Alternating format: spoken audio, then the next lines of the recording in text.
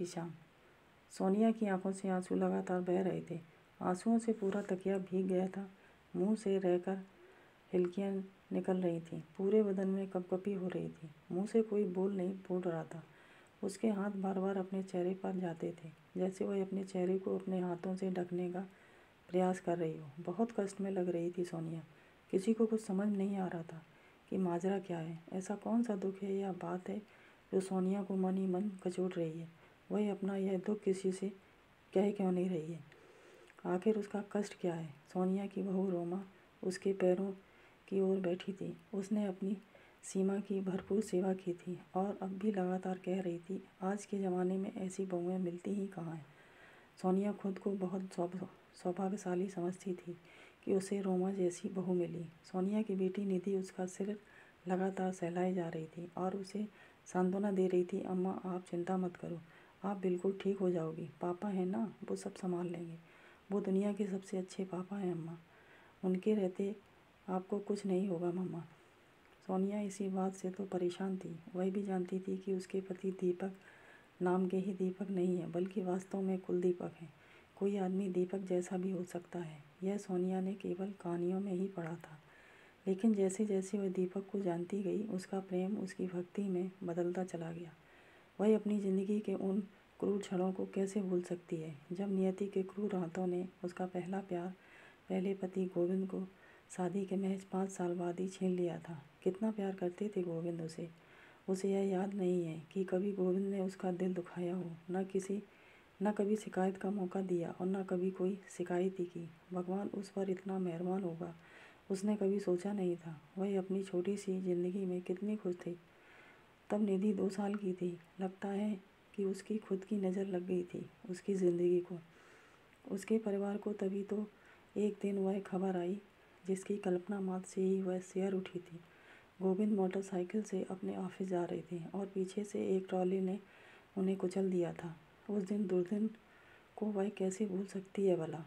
उस एक घटना से उसकी हंसती खेलती ज़िंदगी तबाह हो गई थी और उसकी गोद आंसुओं से भर गई थी। वह निधि को अपनी बाहों में भरकर न जाने कब तक रोती रही। बेचारी 2 साल की छोटी सी उस बच्ची समझ ही नहीं पाई कि उसकी मम्मा रो क्यों रही हैं। मम्मा को रोते देखकर वह भी जोर जोर से रोने लगी थी। साल भर बाद उसके ससुराल वाले और पीहर वाले दोनों ही परिवार के लोग उस पर दूसरी शादी का दबाव बनाने लगे थे। मगर सोनिया गोविंद की यादों की छाँव में ही अपना शेष जीवन गुजारना चाहती थी। उसके मंदिर का देवता गोविंद था, जिसकी वह दिलो जान से पूजा करती थी। उसमें अब किसी और की प्रतिमा की स्थापना नहीं हो सकती थी। वह यह बात भली बात जानती थी और उसने इस बात को दोनों घरवालों को भी बता दिया। मगर निधि के भविष्य का वास्ता देकर और जवानी की निष्ठुरता का हवाला देकर उसे शादी के लिए बाध्य किया जा रहा था। तभी दीपक के घरवालों की ओर से शादी का प्रस्ताव आया था। दीपक सिविल इंजीनियर था, हंसमुख स्वभाव का लड़का था। उसकी शादी रीना से हुई थी। एक बेटा लवकेश था जो 3 साल का हो गया था। दीपक की पत्नी रीना का शादी से पहले एक लड़के से चक्कर चल रहा था। लड़का थोड़ा उचक्का टाइप का था। रीना जिद पर अड़ी रही कि वह उसी लड़के से शादी करेगी, मगर घरवाले उस बदमाश प्रवृत्ति के लड़के से शादी करके उसकी ज़िंदगी बर्बाद होते नहीं देखना चाहते। दीपक उनका जाना पहचाना था और उसकी शालीनता और उसके मधुर व्यवहार के कारण वह पूरे परिवार को पसंद था, मगर रीना को नहीं। रीना को शरीफ आदमी पसंद नहीं थे, वो दंड शैतान टाइप के आदमी पसंद थे। रीना के घर वालों ने उसकी शादी दीपक से कर दी। शादी के बाद भी रीना अपने प्रेमी से मिलती रही। खुद रीना को पता नहीं था कि लवकेश दीपक का है या उसके प्रेमी का। वह तो सपनों की दुनिया में ही रहना चाहती थी और अपने जीवन में फिल्मी स्टाइल का रोमांस चाहती थी। दीपक एक कुलीन लड़का था जो अपनी हदों को जानता था। अपनी ओर से दीपक ने रीना को सर्वश्रेष्ठ देने का प्रयास किया था, मगर जिन्हें नाली में लूट लगाने में आनंद आता हो, उन्हें गंगा जी में डुबकी लगाने में कैसे आनंद आएगा। एक दिन मालूम चला कि रीना अपने 3 साल के बच्चे लवकेश को छोड़कर अपने प्रेमी के साथ भाग गई थी।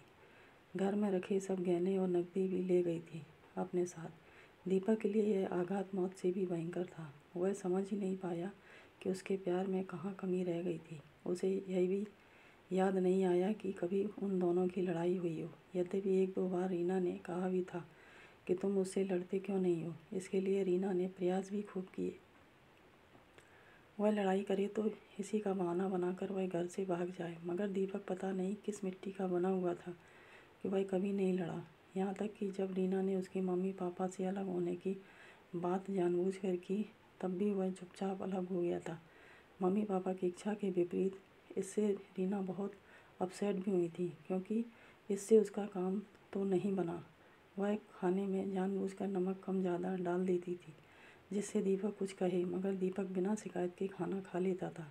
रीना को बड़ा अफसोस था कि दीपक उसे भागने का तो कोई बहाना नहीं दे रहा था और ना ही कोई मौका।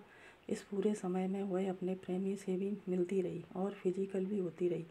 लोगों ने दीपक को यह बात बता भी दी। खुद रीना ने किसी को कहते हुए सुन भी लिया था, मगर दीपक ने कोई रिएक्शन नहीं दिया और ना ही उससे कुछ कहा।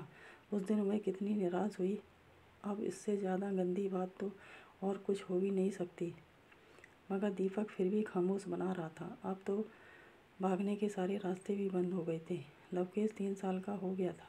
दीपक की इच्छा थी कि एक बेटी पैदा हो जाए तो परिवार पूरा हो जाए, मगर रीना उसकी बात कैसे मान लेती। उसे चिढ़ाने के लिए वह अभी इसे टालना चाहती थी। हालांकि दीपक ने कोई ज़बरदस्ती कभी ही नहीं की थी, मगर रीना को यह बहाना ज़रूर मिल गया था भागने का, और वह एक दिन भाग निकली।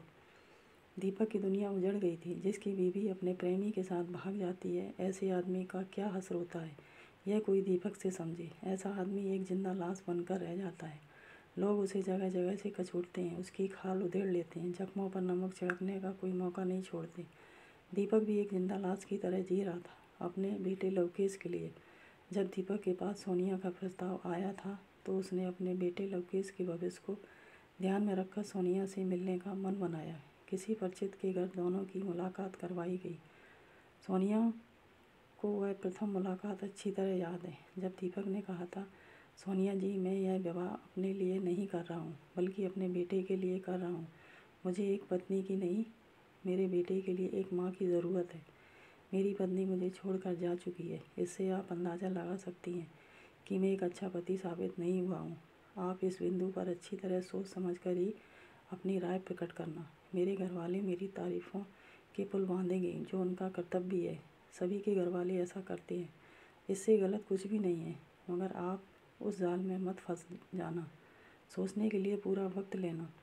हाँ, 2 बातों का मैं विश्वास अवश्य दिला सकता हूँ आपको। यदि आप मुझ पर विश्वास कर सकती हैं तो एक बात तो यह कि मैं अपने पति होने का कभी हक नहीं जताऊँगा, और दूसरी बात यह कि मैं लवकेश और निधि में कभी भेदभाव नहीं करूँगा। दोनों की परवरिश में कोई अंतर नहीं होगा। अब फैसला आपको लेना है। सोनिया, जो अपने मन मंदिर में गोविंद की मूर्ति को लिए घूम रही थी, दीपक की बातों से इतनी प्रभावित हो गई कि उसने उसी दिन ही हाँ कह दी थी। उसने दीपक की आंखों में सच्चाई, भोलापन, मासूमियत, ईमानदारी देख ली थी। उसे लगा कि निधि को अब एक पिता की छत्र छाया मिल जाएगी, और सबसे बड़ी बात कि दीपक पति होने का कभी हक भी नहीं जताएगा। यह बात उसके मन को छू गई थी। दोनों की शादी हो गई, दोनों बच्चों को अब मम्मी पापा मिल गए थे। सोनिया शुरू में सहमी सी रहती थी और संकोच भी करती थी, लेकिन दीपक के निर्मल व्यवहार ने उसकी सारी शंकाएं निर्मूल कर दी थी। धीरे धीरे सोनिया के मन में दीपक के लिए प्यार उमड़ने लगा था। वह अपने दोनों बच्चों पर भरपूर ममता लुटा रही थी। दोनों बच्चे उसी के साथ सोते थे। दोनों की शादी को 5 साल हो गए थे। एक दिन दीपक अपने कमरे में सोने के लिए गया तो वहाँ पर बिस्तर लगा नहीं देखकर उसका माथा ठनका। भूल गई होगी, यह सोचकर वह खुद ही बिस्तर लगाने लगा। सोनिया पीछे ही खड़ी हुई थी, लपक कर सामने आई और उसके हाथ से बिस्तर छीन कर बोली, आज से आप यहाँ नहीं सोएंगे, अब इस कमरे में लवकेश और निधि सोएंगे। देखते नहीं कितने बड़े हो गए हैं ये दोनों। लवकेश 8 साल के और निधि 7 साल की हो गई है। अब ये दोनों अलग सो सकते हैं। अचानक दीपक को लगा कि यह बात उसके दिमाग में क्यों नहीं आई। सोनिया कितना ध्यान रखती है लवकेश का। ऐसा कहीं से भी नहीं लगता कि सोनिया लवकेश की सौतेली माँ है। पहले तो यह भी संकेत था एक सौतेली माँ को घर में लाकर, मगर जिस तरह से सोनिया ने लवकेश को अपने बेटे से भी बढ़कर प्यार दिया तो उसका सारा डर जाता रहा। वह भी निधि को अपनी बेटी की तरह ही प्यार करता था। दोनों बच्चे भाई बहन की तरह हिल मिल कर रहते थे। अरे हाँ, मैं तो भूल ही गया था। देखा, कितना भुलक्कड़ हो गया हूँ। आजकल ठीक है, दोनों बच्चे इस कमरे में सो जाएंगे और मैं अपना बिस्तर बाहर बरामदे में लगा लेता हूँ। और वह अपना बिस्तर बाहर ले जाने लगा। सोनिया उसके सामने इस तरह खड़ी हो गई कि वह चाहकर भी बाहर नहीं जा सकता था। दीपक की आंखों में सीधे झांकते हुए सोनिया बोली, आपने हमें वचन दिया था कि आप कभी अपने पति होने का हक नहीं जताएंगे, मगर हमने तो आपसे कभी वादा नहीं किया कि हम कभी पत्नी होने का हक छोड़ेंगे। और सोनिया एक अर्थपूर्ण मुस्कान के साथ दीपक के गले लग गई। उस दिन वे दोनों मुकम्मल पति पत्नी बने थे। दिन बीतते रहे और बच्चे बड़े होते रहे। श्राद्ध पक्ष में सोनिया गोविंद का श्राद्ध रखती थी। दीपक ना तो कभी ऐतराज़ जताया, ना कभी गोविंद के लिए कुछ अपशब्द कहे, बल्कि जब जब भी उसे गोविंद के बारे में कहीं से कुछ सुनने को मिलता था तो वह उसकी प्रशंसा में चार चांद लगाकर ही बोलता था। सोनिया के दिल में बैठी गोविंद की मूर्ति अब हिलने लगी थी। एक दिन वह आईने के सामने आई तो उसे महसूस हुआ कि उसके दिल में कोई दूसरी मूर्ति बैठी हुई है। उसने ध्यान से देखा तो पता चला कि यह तो दीपक की मूर्ति है। उसे अपने आप पर बड़ी ग्लानि हुई। जिस मूर्ति को वह इतने वर्षों से संभालती आई थी वह टूट गई थी। अब वहाँ स्वतः एक दूसरी मूर्ति विराजमान हो गई थी और उसे पता भी नहीं चला वह अपने पहले प्यार को कैसे भुला सकती थी। वह तो उसकी जान था, संबल था, विश्वास था। क्या वह झूठा था? उसके दिल से आवाज़ आई, नहीं, वह सच्चा प्यार था, निश्चल था, सपने जैसा था। मगर दीपक का प्यार अलौकिक है। गोविंद का प्यार डल झील की तरह था, तो दीपक का प्यार हिंद महासागर की तरह है, और उसमें कुछ भी अस्वाभाविक नहीं है। वह है ही ऐसा कि उससे हर किसी को प्यार हो जाए। रीना कितनी मूर्ख लड़की थी जो सूरज को छोड़कर एक जुगनू के पीछे पीछे भाग रही थी। मगर जो भी होता है अच्छे के लिए ही होता है। अगर रीना नहीं भागती तो क्या यह पारस उसके हाथ लगता? आज जब सोनिया अपने जीवन की अंतिम सांसें गिन रही, डॉक्टर ने उसे ब्लड कैंसर बता दिया है और उसे बस चंद दिनों की मेहमान घोषित कर दिया है, तो वह आज अपने आराध्य श्री कृष्ण भगवान से वरदान मांग रही थी कि अगले जन्म में उसे पति फिर से मिले। मगर वह निश्चय नहीं कर पा रही थी कि कौन सा पति मिले, गोविंद या दीपक। और इसीलिए वह उद्विग्न थी, आंसुओं में डूबी हुई थी, दुविधाग्रस्त थी, तय नहीं कर पा रही थी कि वह किसे ज़्यादा चाहती है, गोविंद को या दीपक को। इसीलिए वह लगातार रोई जा रही थी। तभी दीपक आया और उसका सिर अपनी गोद में रखकर बोला, ये क्या हाल बना लिया है सोनिया तुमने? ऊपर से जब गोविंद जी तुम्हें इस हाल में देखेंगे तो क्या सोचेंगे? कहेंगे कि उनकी अमानत को मैंने संभाल कर नहीं रखा। तो भी कैसा आदमी है जो इतना सा भी नहीं कर पाया? मैं क्या जवाब दूंगा उन्हें? तुम ही बताओ। दीपक इससे आगे बोल नहीं पाया, उसका गला भर आया था। सोनिया ने अपना हाथ उसके होंठों पर